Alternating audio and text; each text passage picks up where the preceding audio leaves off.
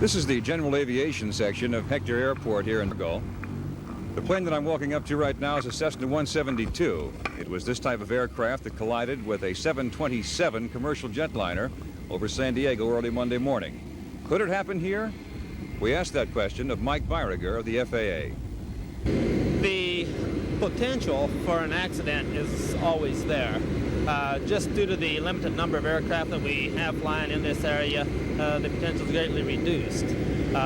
Also, we do have a lot of systems, both ground-based and regulatory-based, which would minimize the potential for occurrence here.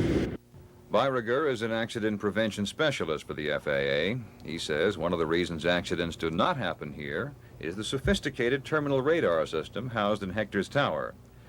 Air controllers at Hector Airport are in charge of a large chunk of airspace. It extends up to 7,000 feet and out from the airport a distance of at least 30 miles in all directions.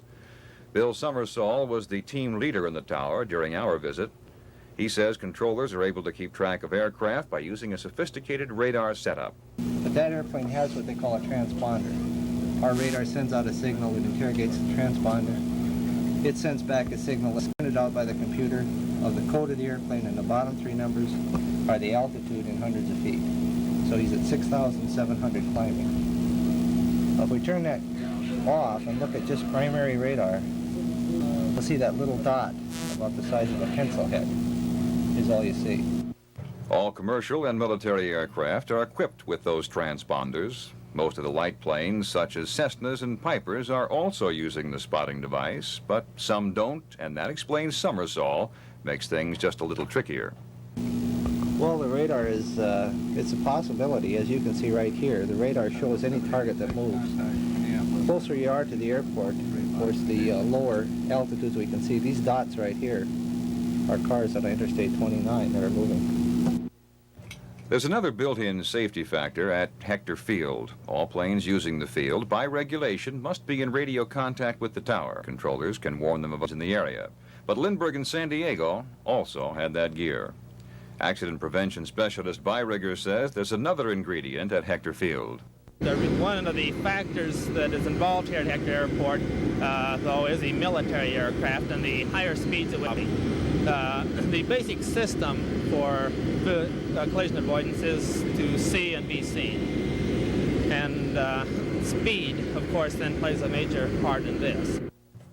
Beauregard says small aircraft have to operate at speeds under 180 miles an hour, and larger planes no more than 230 miles an hour.